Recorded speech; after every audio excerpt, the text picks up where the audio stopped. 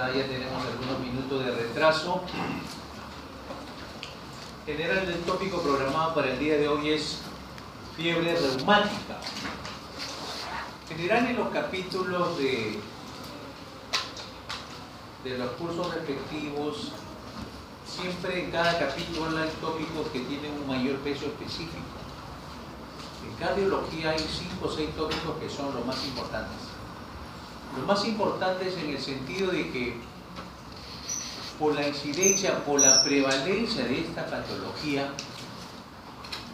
en la formación del médico general, la probabilidad de toparse y tener que atender un paciente con una insuficiencia cardíaca, un paciente con hipertensión arterial, con una valvulopatía, con una arritmia cardíaca como fibrilación auricular, obviamente esos tópicos son más prevalentes por lejos. Que el médico general se vaya a enfrentar a un paciente con una cardiomiopatía hipertrófica o con una fiebre reumática es más esporádico. Por lo tanto, el alumno tiene que hacer hincapié en los tópicos que son de mayor relevancia. Y estos tópicos pequeños no son menos importantes, pero su prevalencia es menor. Introduciéndonos al tópico de hoy. Fiebre reumática es una patología netamente pediátrica, porque afecta a poblaciones pediátricas. Básicamente a pacientes que van entre los 5 a 15 años de edad, o sea, poblaciones pediátricas. Y es perfectamente posible que ustedes en el discurrir del curso de Medicina 1 y Medicina 2 no vayan a ver ningún caso de fiebre reumática. Pero alguien dirá, oiga, pero yo escuché comentar, el interno presentó un paciente que tiene una valvulopatía reumática, que ha ingresado por insuficiencia cardíaca, etcétera, etcétera, etcétera. Oiga, lo que usted está viendo no es la fiebre reumática. Lo que está aportando el paciente adulto ya en estas instancias de su vida es la secuela que deja esta enfermedad en las válvulas cardíacas. Y esa secuela aparece años o décadas después de que el paciente presentó durante la infancia esta entidad. Por lo tanto, lo que usted está viendo es la secuela valvular que dejó esta enfermedad.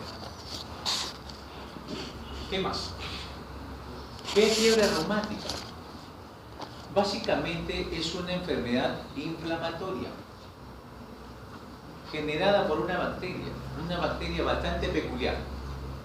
Se llama el Streptococcus beta hemolítico del grupo A del Lancia. Es una bacteria que tiene su pared celular, como todas las bacterias, que da faringoamigdalitis en los niños. ¿Quién de los presentes no ha tenido un episodio de faringoamigdalitis? En su infancia, la totalidad, casi la totalidad. Por lo tanto, ¿cuál es la peculiaridad de esta bacteria? Da faringoamigdalitis en los niños, entre 5 a 15 años de edad. ¿Ya? Muy bien. ¿Y qué es lo que acontece a continuación? Algunos seres humanos compartimos cierta similitud antigénica con algunos componentes de la pared celular de esa bacteria. Esa bacteria, acá está en el esquema, esquematizada la pared celular de la bacteria esta, el Streptococcus beta hemolítico. Su pared celular está conformada de la siguiente manera. La porción más externa está conformada por ácido hialurónico. Avanzando hacia su interior hay proteínas. Proteínas T, proteínas M, proteínas R. O sea, hay proteínas. ¿Qué más hay en la pared celular? Hay carbohidratos, como el ácido N-acetilglucosamina. ¿Y qué más hay? Más internamente, algunos péptidoglicanos. Y más internamente, la membrana citoplasmática de la bacteria. Entonces, ¿cuál es la peculiaridad que tenemos algunas personas? que tenemos similitud antigénica en nuestras membranas sinoviales, en algunos carbohidratos y proteínas de nuestras válvulas, de nuestro endocardio, de nuestro miocardio, en algunos carbohidratos o proteínas del encéfalo, son bastante parecidos antigénicamente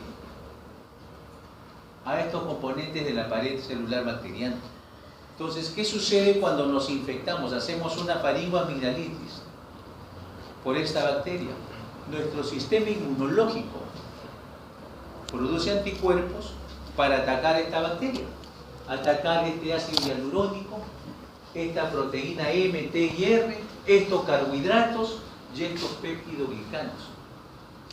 Pero nuestro sistema inmunológico se confunde, porque esa persona en sus membranas sinoviales tiene similares proteínas, similares carbohidratos y similares, la composición de su ácido hialurónico es bastante similar.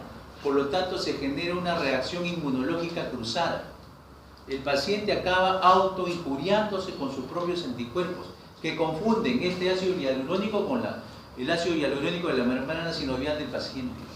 Y así, sucesivamente, confunde la proteína M de la pared bacteriana con algunas proteínas del endocardio que reviste las válvulas, del pericardio, del miocardio.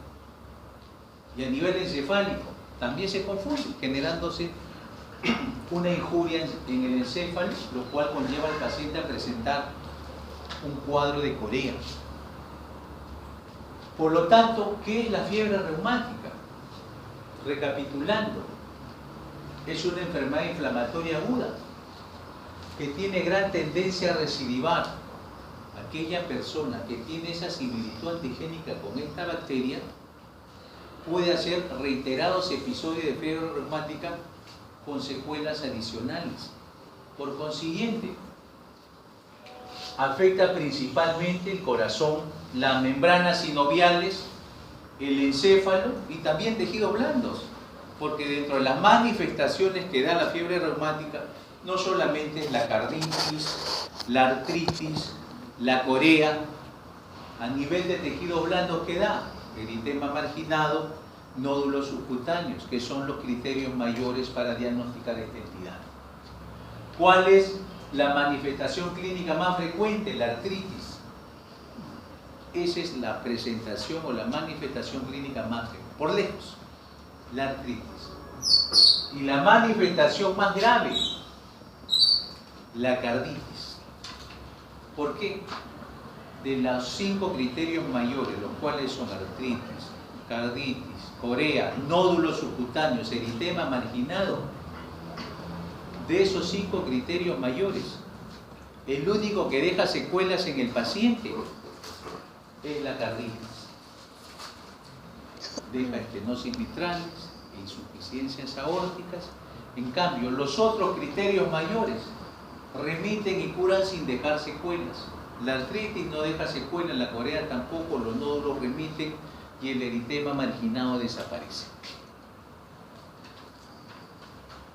¿Qué más? Acá está, vean.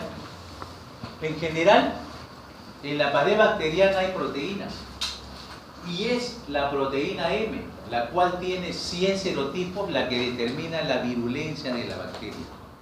Esta proteína le brinda efectos protectores a la bacteria, dado que le confiere propiedades antifagocíticas y inhibe la migración leucocitaria, generando un mecanismo de defensa de esta bacteria. Esto ya les mencioné. ¿Qué es lo que acontece? ¿Qué es la fiebre reumática entonces? Una enfermedad autoinmune, en la cual hay una respuesta inmunológica cruzada. Los anticuerpos del paciente atacan la pared bacteriana, sí, pero también atacan proteínas, ácido hialurónico, carbohidratos, peptidoglicanos de los tejidos del paciente, ubicados estos en membranas sinoviales, corazón, encéfalo y partes blandas. ¿Cuál es la historia natural? Básicamente el episodio de debut suele ser una faringoamigdalitis, fiebre o dolor de garganta. Después de 2 a 4 semanas de acontecido el episodio de faringoamigdalitis, recién aparecen las manifestaciones de fiebre reumática. ¿Cuál es la más frecuente? La artritis. Ya le mencioné, hay cepas reumatogénicas, de gran virulencia. ¿Quiénes determinan la virulencia? La proteína M. Hay serotipos, subserotipos, proteína M1, 3, 5, 6, 14, 18, 19, 27 y 29, los cuales son los más virulentos. ¿Qué más? Hay reacciones inmunológicas cruzadas hacia esta proteína M. ¿Qué más? Asimismo, esta bacteria contiene ácido hialurónico, el cual es responsable de que éstas formen colonias mucoides. Y este ácido hialurónico también le confiere a la bacteria cierta resistencia a la fagocitosis y también genera, este ácido hialurónico genera reacciones inmunológicas cruzadas. ¿Qué más?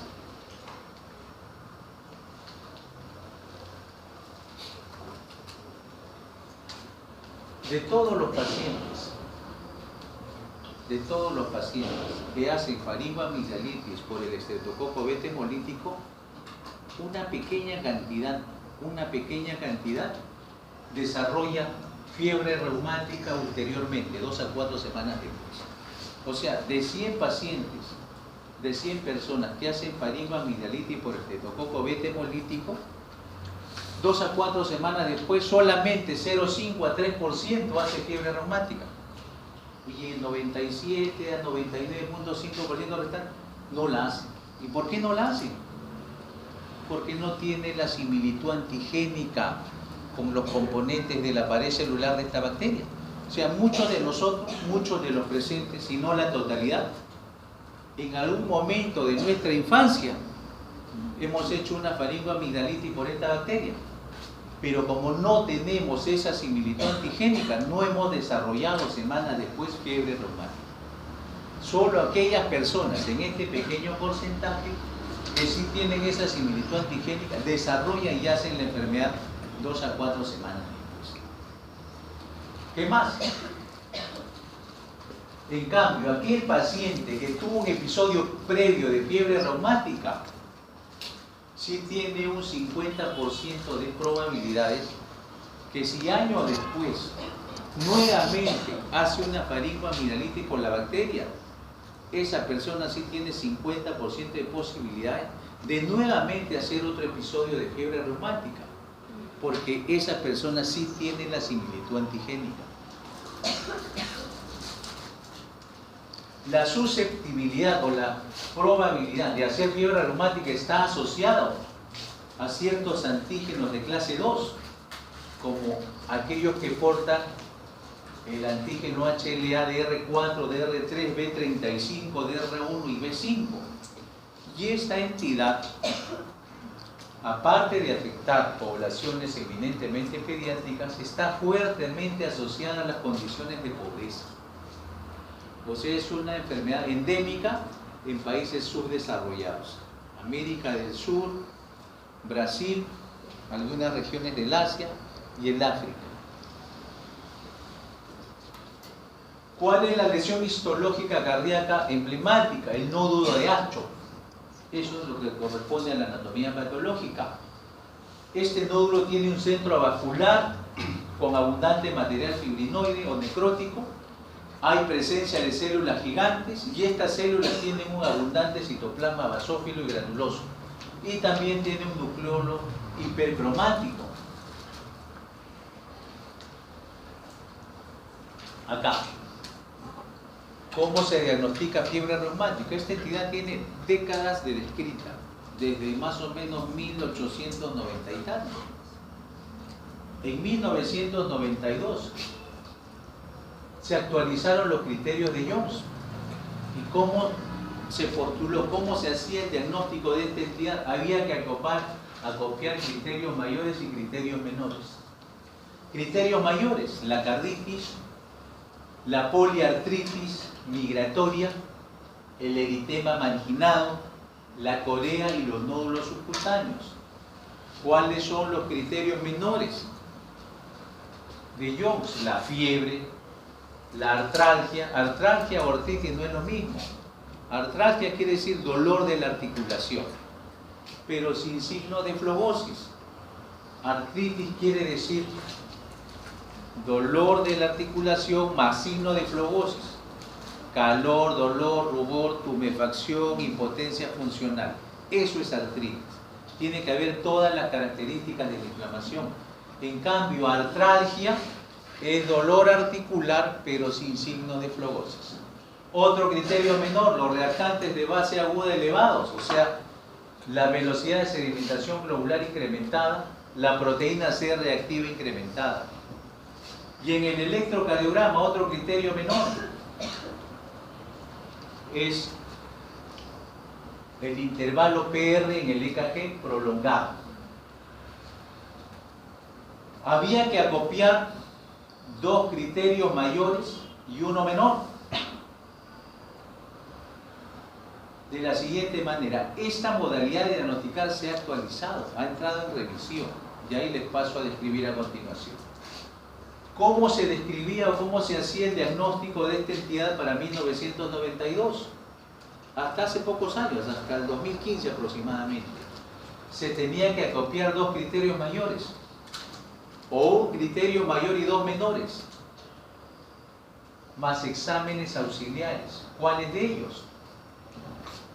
Demostración de una infección estreptocócica previa, ya sea por un cultivo orofaringio, ya sea por una prueba rápida de detección de antígenos o por presencia de anticuerpos elevados. O sea, había que acopiar dos criterios mayores más esto, o un criterio mayor más dos menores, más la evidencia de infección previa. Siempre se requiere que en el paciente usted logre demostrar que ha tenido una infección previa por el estreptococo beta hemolítico. ¿Y cómo lo debe demostrar? En el cultivo faríngeo debe salir positivo para el estreptococo beta hemolítico. O en su defecto, documentar presencia de antígenos. O en su defecto, documentar una antistreptolicina bastante elevada. Esa era la forma histórica de diagnosticar. Acá está. Criterios mayores, carditis, poliotitis, corea, sistema vaginal, nódulos subcutáneos. Criterios menores, leucocitosis, proteína C reactiva alta, BCG alta. Antecedente de fiebre reumática previa también se describía como un criterio menor. Artralgia, fiebre, PRA alargado en el trazado electrocardiográfico. Y evidencia de infección estreptocócica.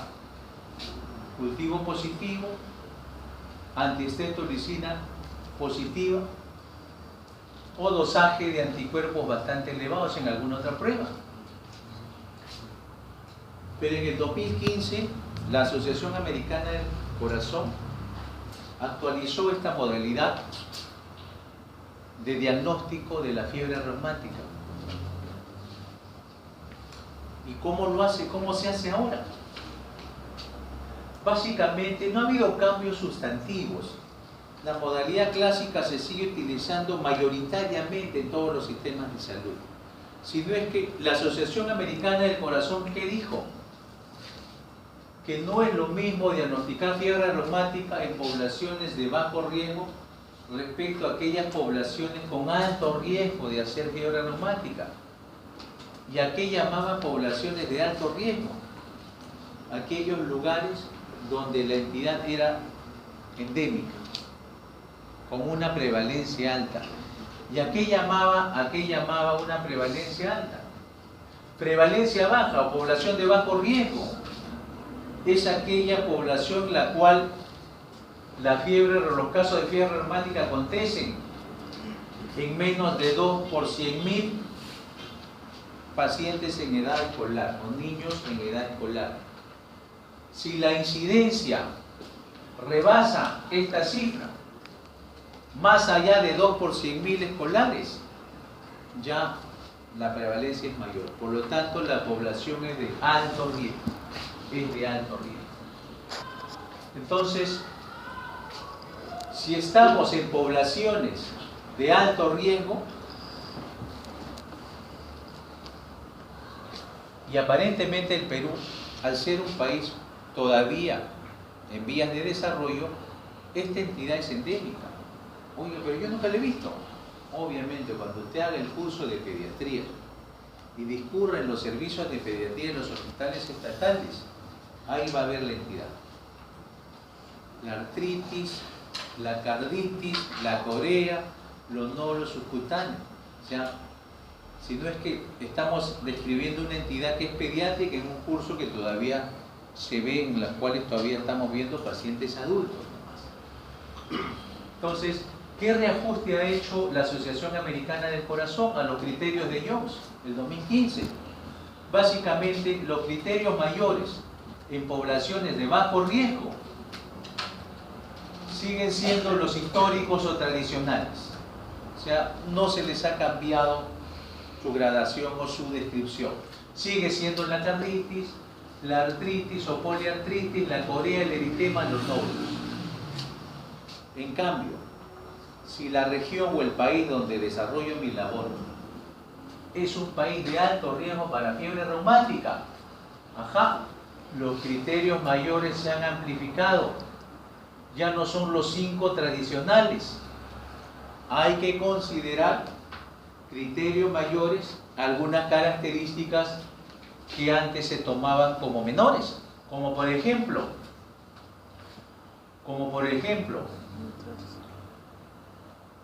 artritis, monoartritis o poliartritis. Antes, si es que había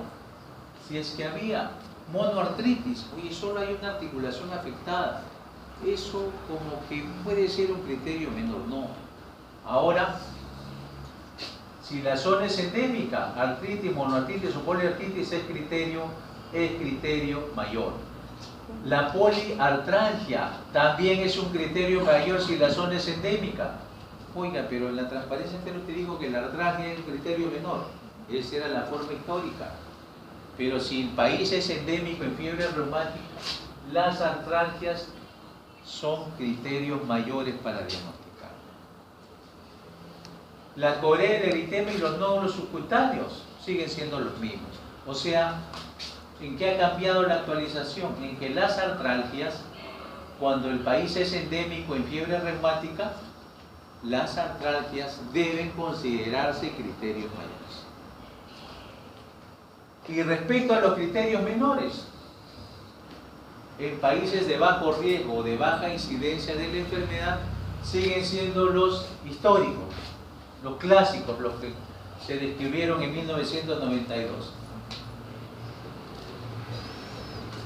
Pero si el país es de alto riesgo, la monoartralgia es un criterio menor, la fiebre por encima de 38 es un criterio menor, la velocidad de sedimentación globular por encima de 30 es un criterio menor, y la PCR por encima de 3 es un criterio menor. En cambio, si el país es de baja incidencia, la BCG tiene que estar por encima de 60 para ser un criterio menor. Si el país es de baja incidencia, BCGs discretas de 20-30 no es un criterio menor. Solamente si el país es endémico para fiebre reumática, BCGs por encima de 30 configuran criterios menores. Esa es la única novedad en décadas en lo que respecta a fiebre reumática, porque el manejo, el tratamiento antibiótico y el manejo no ha variado sustancialmente, porque la industria farmacéutica no investiga mucho en patología que no le es lucrativa. ¿Por qué? Porque son enfermedades que afectan a los estratos socioeconómicos más deprimidos, que no tienen mucha capacidad económica para comprar tratamientos novedosos y costosos. Por eso es que lo mismo acontece con la TBC. El esquema, la base angular para tratar la TBC sigue siendo los fármacos tradicionales, la rifampicina, la isoniazid. No sale un fármaco rimbombante que reemplace a la asociación isoniazid-rifampicina. ¿Por qué? A la industria farmacéutica no le conviene mucho invertir donde la capacidad adquisitiva no es buena. Tanto ellos que se encarguen con la suya. Los medicamentos siguen siendo los tradicionales. ¿Qué más? Describiendo cada criterio mayor. La poliartritis suele generar confusión. Es el signo más frecuente en presentarse, pero confunde. ¿A quién no le ha dolido una articulación alguna vez al pisar en falso, lesionarse en un partido de fulbito? Entonces, la artralgia y la artritis son manifestaciones bastante frecuentes.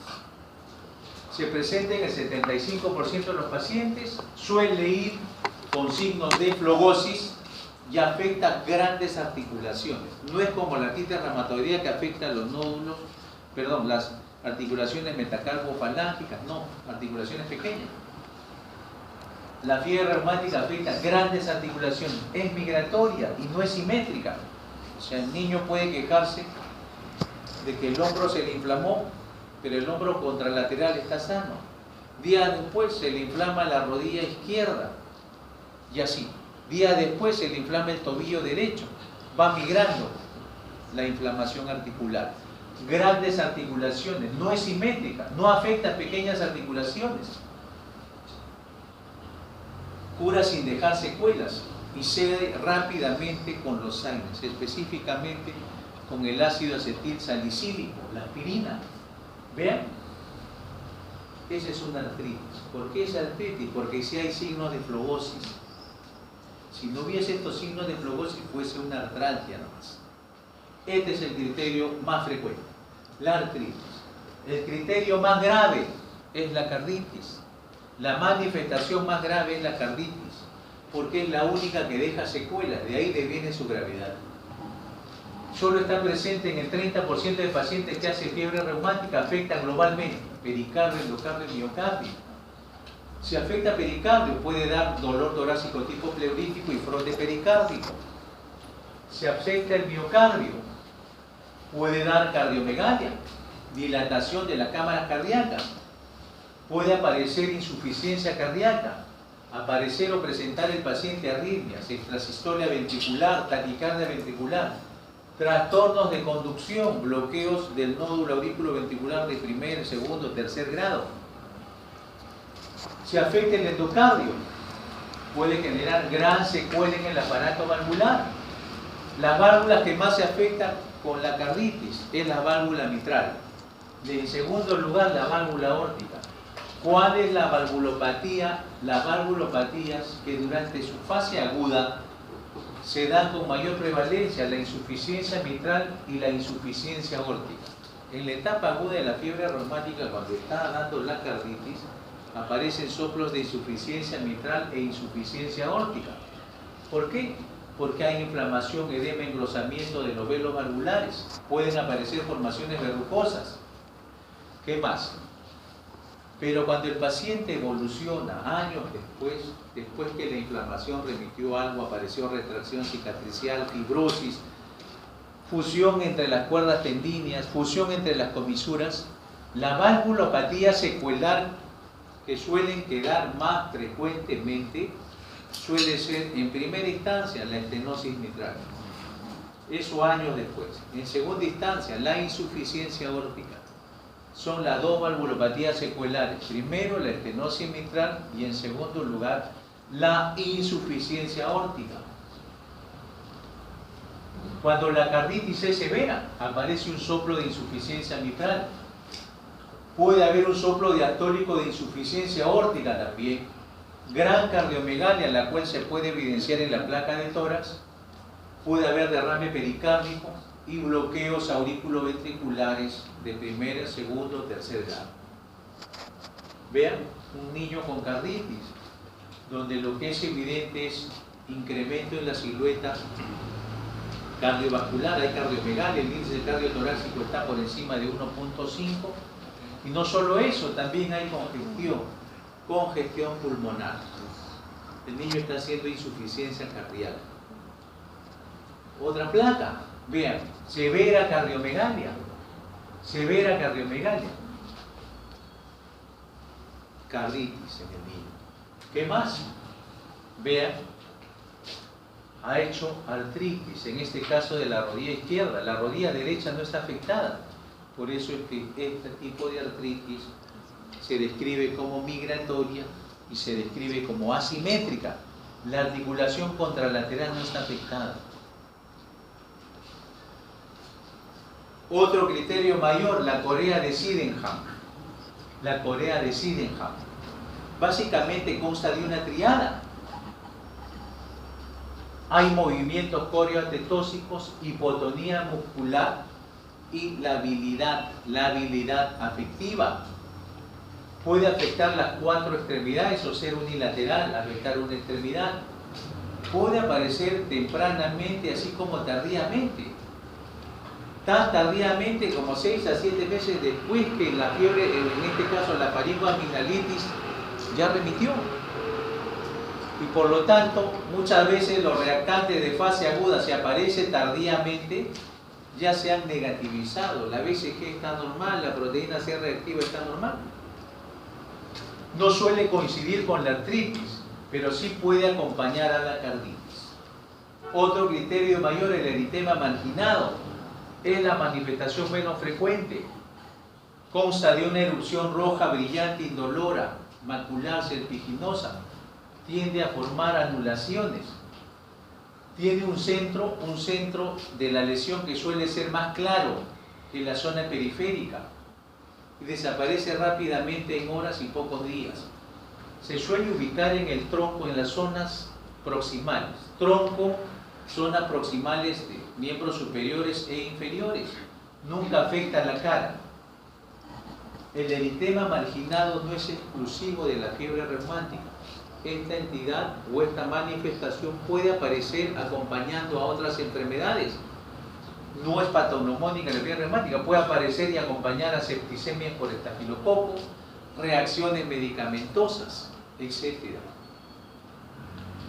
Vean, lesiones serpiginosas, el borde o la periferia es más hiperpigmentada, el centro es más claro, afecta tronco, raíces de extremidades y nunca afecta la cara.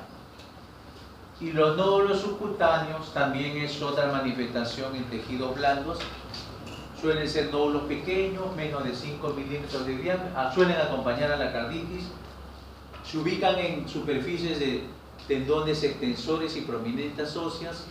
No son dolorosos, no van acompañados de signos de inflamación y suelen estar presentes unas 4 semanas y remiten. ¿Qué más? Pueden acompañar a la carditis. Vean, nódulos subcutáneos en la región del codo.